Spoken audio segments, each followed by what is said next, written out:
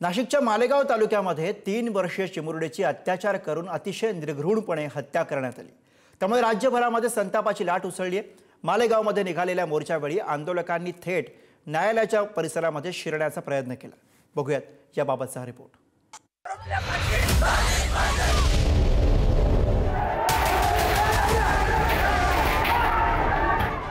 मालेगावातील 3 वर्षीय चिमुरडीवर अत्याचार आणि हत्या प्रकरणामुळे संतापाचा असा भडका उडालाय।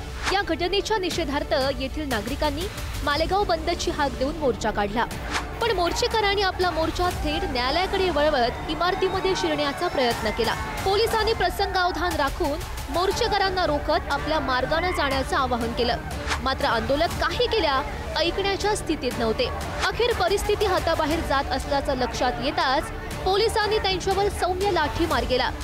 त्यामुळे मोर्चेकरांची एकच धावपळ उडाली। या घटनेत काही जण किरकोळ जखमी झालेत। यानंतर पोलिसांनी कोर्टाचे दरवाजे बंद केले। त्या आरोपीला 3 महिन्याच्या आत शासनाने फाशी करण्यासाठी कायद्याच्या तरतुदीप्रमाणे प्रयत्न करावे अशी आजच्या बंदच्या वतीने आणि निवेदनाच्या वतीने आमची मागणी राहणार आहे। आणि प्रशासनाकडे आमची हीच मागणी आहे की येणाऱ्या काळामध्ये अशी घटना पुन्हा घडू नये म्हणून हा मूक मोर्चा आज काढण्यात आलेला आहे। आरोपी विजय खैरनारची पोलीस कोठडी संपल्यानंतर 20 नोव्हेंबरला कोर्टामध्ये हजर करण्यात आलं। त्यावेळीही संतप्त महिलांनी पोलिसांना गराडा घातला। आरोपीला आमच्या ताब्यात द्या अशी मागणी केली। अखेर आरोपीला कोर्टामध्ये हजर केल्यानं 27 नोव्हेंबर पर्यंत पोलीस कोठडी सुनावण्यात आली।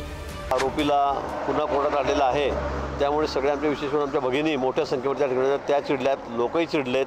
त्यांची मागणी की फास्ट ट्रॅकमध्ये टाकली पाहिजे, लवकरात लवकर निर्णय लागला पाहिजे। मी माननीय मुख्यमंत्री मोदींशी बोललो, त्यांनी याला मान्यता दिलेली आहे आणि मग फास्ट ट्रॅकमध्ये सुद्धा आपण ही केस टाकलेली आहे। राज्य महिला आयोगाच्या वतीनं या आरोपीला फाशीची शिक्षा व्हावी, याच्याशिवाय दुसरी शिक्षा नाही असं सुद्धा पत्रव्यवहार आम्ही केलेला आहे।